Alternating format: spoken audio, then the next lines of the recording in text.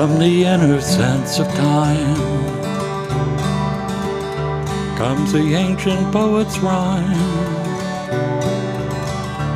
bringing us the master key to open up the mystery. From the depth of time and space, we arrive in quiet grace, finding what is meant to be as we explore the mystery, pouring forth from days gone by. We can hear the poet sigh from the depth of ecstasy, moving into mystery.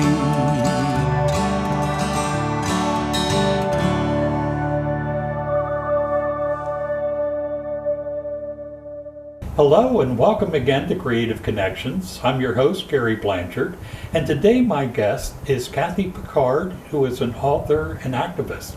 Kathy, welcome.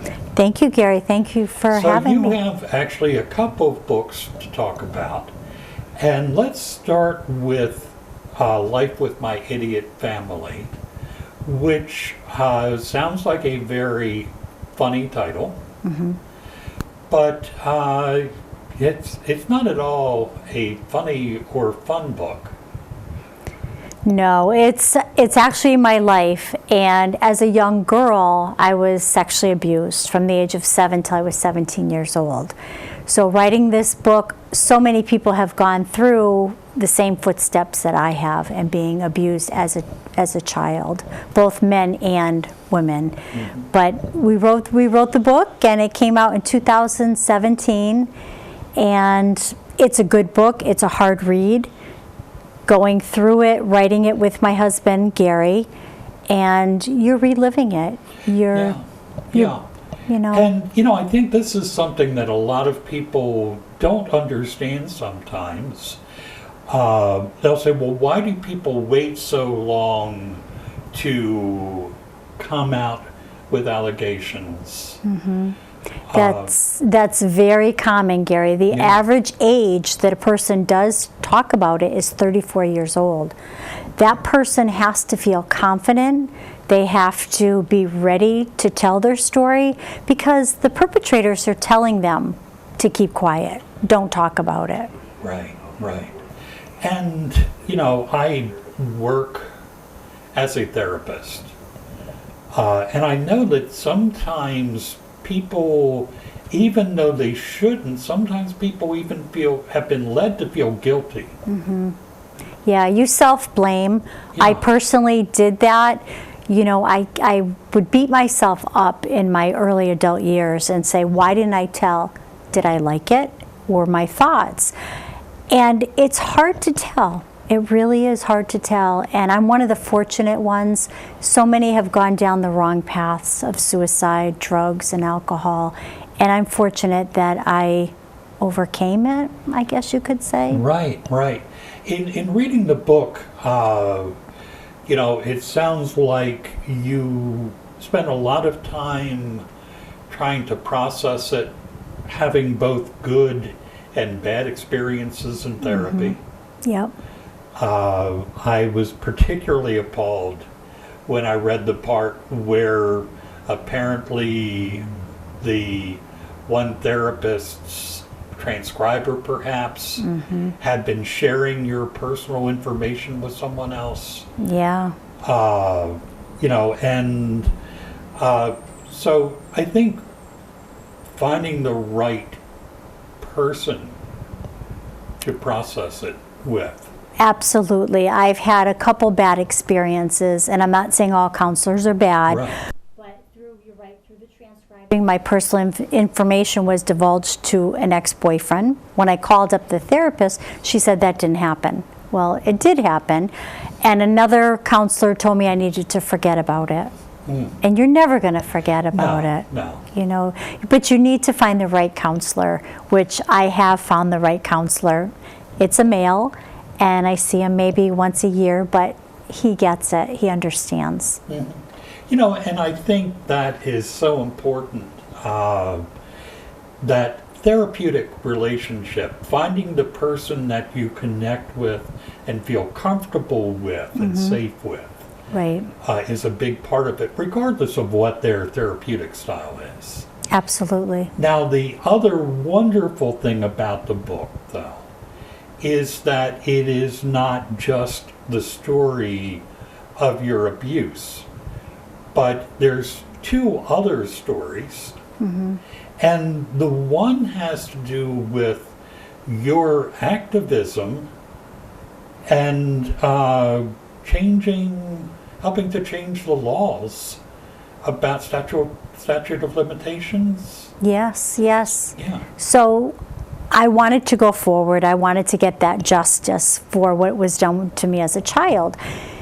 And then finding out that the laws were my restriction. So I was not going to let them restrain me from that. So I did take matters into my own hands, and I would constantly go to the Boston State House and try to change the laws.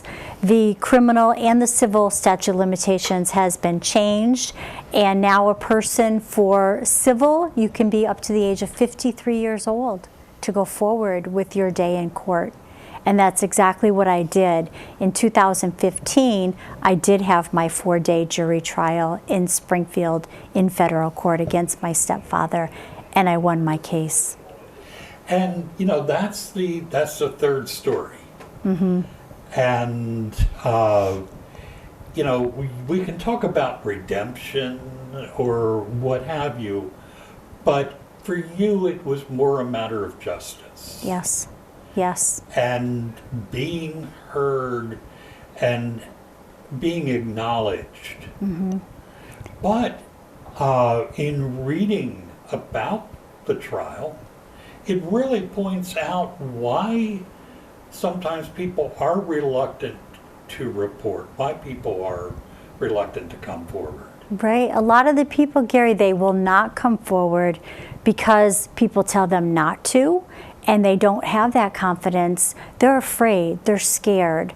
But to go forward, take those baby steps as needed and go forward and tell your story. That's my purpose in writing. One of the purposes is telling people that it's okay to tell your story, but tell it in the speed that you need to take it in. Right. And, your stepfather acted as his own attorney.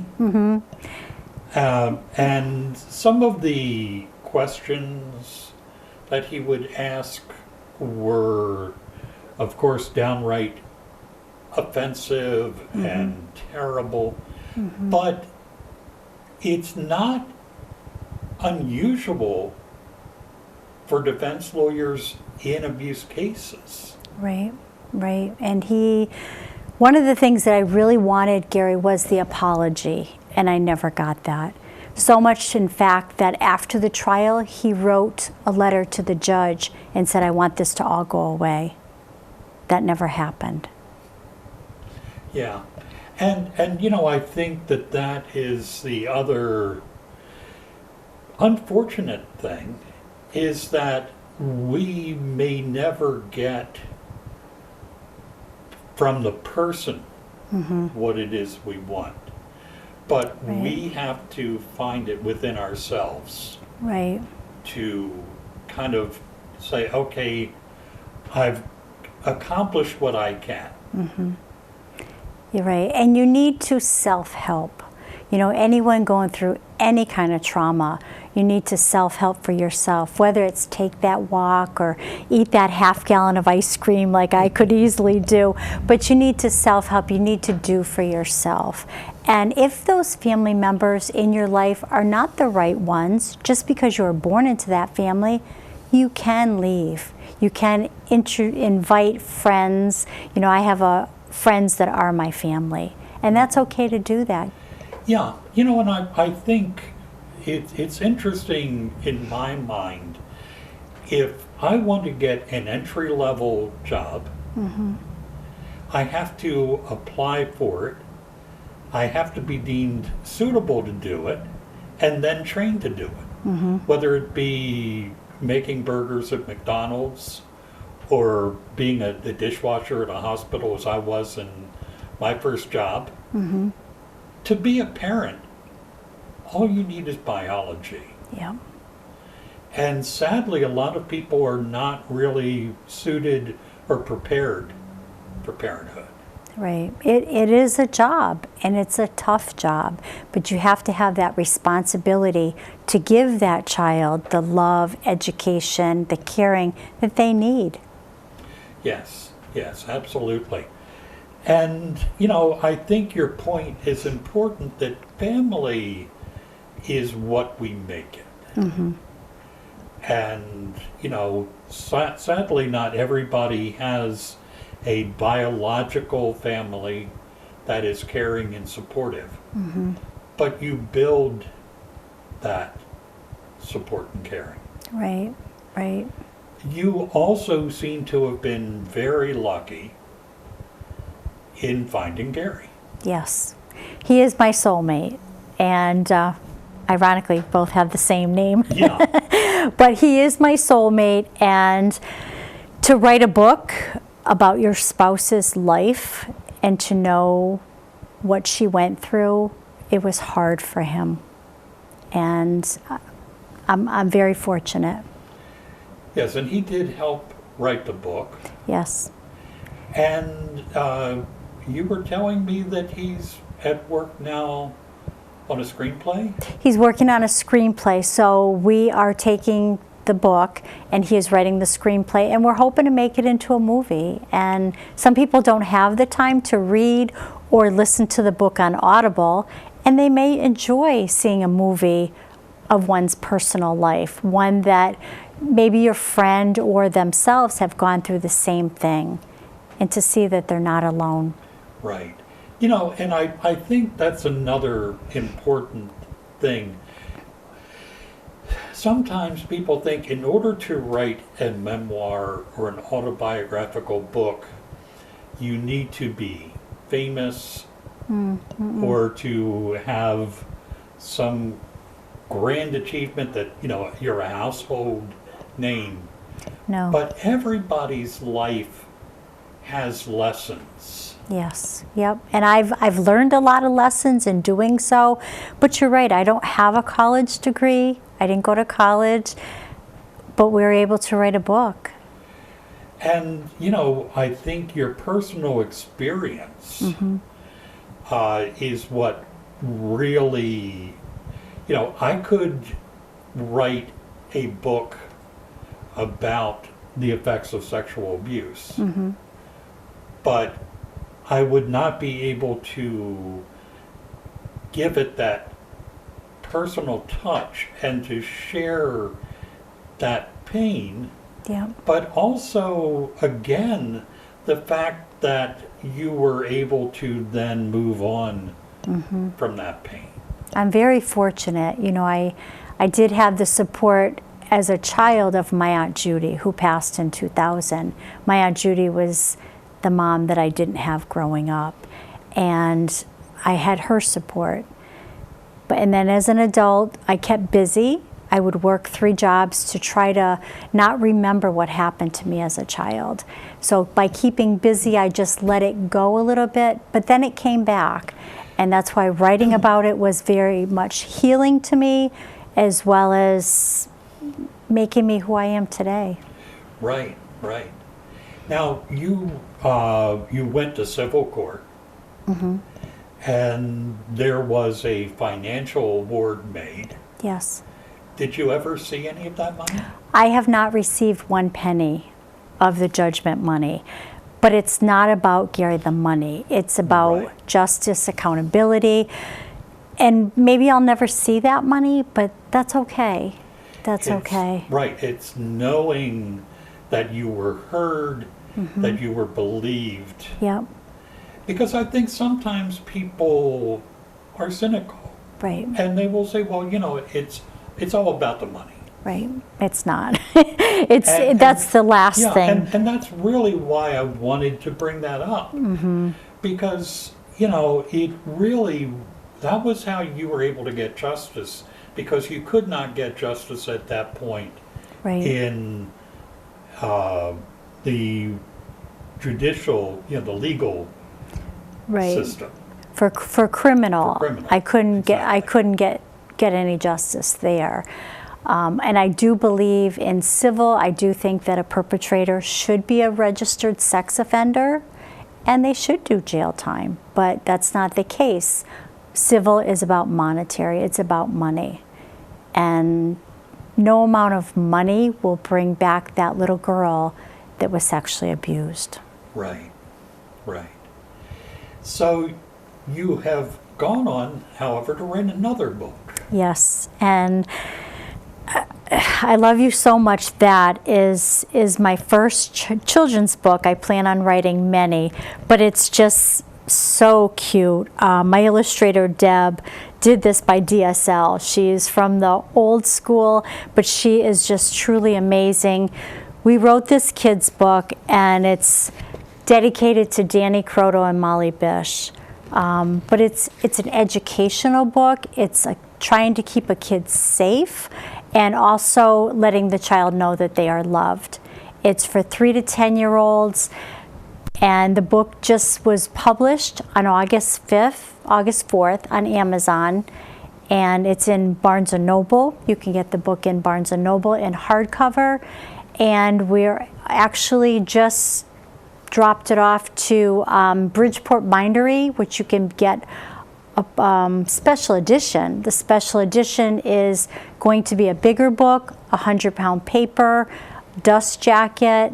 Wow. And yeah, that's going to be a special one. But the best part about it is my dog Abby, who's featured in the book, she's now a star. Abby will paw sign the book. We did an imprint of her paw, and she's paw signing each and every single special edition. Okay.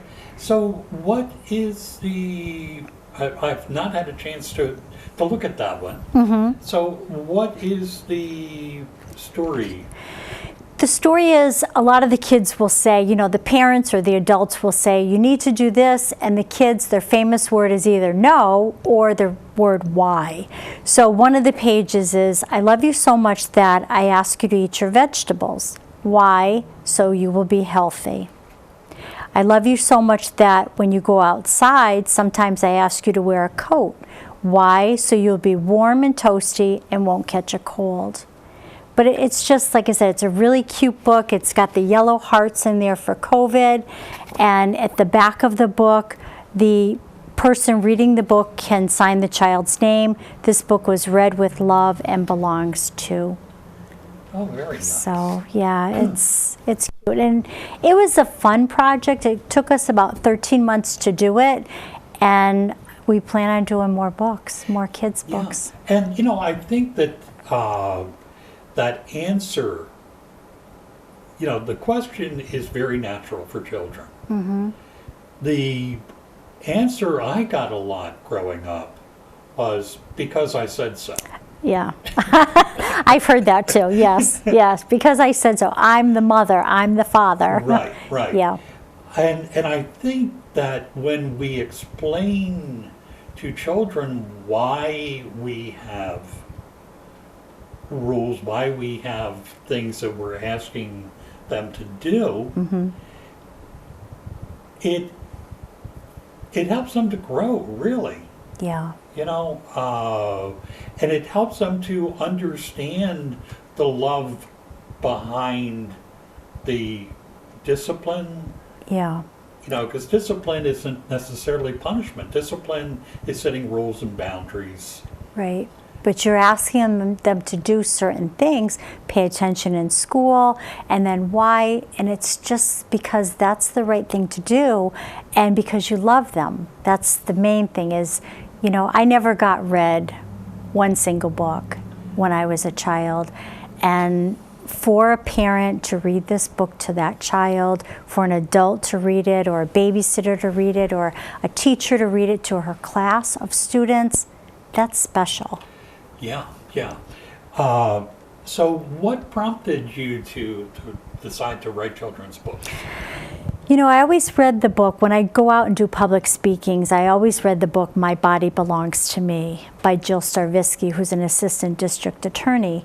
And I love reading because I love giving that resource to my audience, that here is a resource for the young ones, because we need to prevent as young as we can, right, so that they don't go through any of what I went through. So, and I said, boy, someday I would like to write my own book. And one thing led to another, and I got in contact with Deb by a friend of hers. We met, and she was the right person to do the illustrations. She really cares. I mean, who puts hearts on bed sheets? And she's just really detailed, and she took her time. She understood why this book was so important to me. And you have then more books in the planning stages. Absolutely, absolutely, yes. So this book, like I said, it's out there. It's on Amazon, Barnes & Noble. They can get a personal copy from me, a special edition. And I hope that they do read it and review it on Amazon for me. It would be awesome. And I think that's something that, as a musician, I get a lot of immediate feedback from what I do. But for an author, sometimes you really don't know how people are responding Right. to what you do. That's true. Even when I speak, it's like you do get some people afterwards will come up to you and ask you questions. But from an author point, I do see reviews on Amazon that say it's a good read, it's a great read. People will send me pictures of them reading to the young ones, and of course I ask, can I use it on social media? Absolutely. But things like that, you can't put a price tag on it. Absolutely. And I really encourage people, if you've read something and you really like it, write a review. Yeah. And try to find a way to contact the author by email or on their social media page, and just express your appreciation. Yeah. Because, what you're doing is really, it's a labor of love in many ways, because you are trying to make sure that other children get the love that you did not. Absolutely, get. Gary. Absolutely. And this is my baby. I mean, Deb, the illustrator, throughout the whole process, we were like, going into labor. We're gonna produce this baby. This was actually our baby. We're going to produce this baby. And we mentioned that, and it is a labor of love. And I'm glad that the baby is born. Yes. Yeah. And my childhood was not nearly as bad as yours. My family, however, was not perfect. But I will say that the one thing that they did right was my mother and grandmother read to us constantly. Nice. And to this day, I will read 3 or 4 books a week. Nice. Because that's how I relax. And I don't read a lot of classic books. I read for enjoyment, or sometimes, like with Life with My Idiot Family, to learn. Yeah. Personal stories. Right. I've always been a fan of true stories, and I think that's why why we did write Life with My Idiot Family. It's a true story, but it's a very common story, and so many, both men and women, will have gone through that, and it's never going to end. But if we can lessen the numbers, if I can just help one person, then I've done what I set out to do. Right. But I think the other thing too is that it's good to educate children so they know what is right and what's wrong for Yeah. what people do to them. Yeah. But we also need to make sure that males in particular growing up also know what is right and what's wrong with other people to do to other people's bodies. Right. And I think doing the practice scenarios with the kids is important. You know, ask your child if somebody offered you lots of candy or money to go with them to find that lost puppy, would your child go? I did do that. I asked one mom, I said, can I ask your child a question? And that's what I asked. And she goes, we always practice this. She knows the answer. But when I asked her and I offered candy and money, she said, sure. It's scary. It is. It's a scary world sometimes that we live in, but protect these children, practice, talk to these kids, read to these kids, do whatever it takes to make them safer. Yeah. Kathy, I really appreciate your sharing both your pain and your victories. Thank you. Thank you. Us. If people want to reach you, how do they find you? Well, I'm all over social media. I'm on Facebook, Twitter not so much, Instagram, but mostly Facebook. They can also reach out to me by email, Kathy with a K, childadvocate@gmail.com is probably the best way. Send me an email, let me know what your thoughts are. If you purchase the book, please do a review. It'll really take you a couple minutes. Thank you for listening. Kathy, thank you so much for coming in. Thank you so much, And Gary. I want to thank you all for tuning in, and I'll see you next time on Creative Connections. From the inner sense of time comes the ancient poet's rhyme, bringing us the master key to open up the mystery. From the depth of time and space, we arrive in quiet grace, finding what is meant to be, as we explore the mystery, pouring forth from days gone by. We can hear the poet sigh, from the depth of ecstasy, moving into mystery.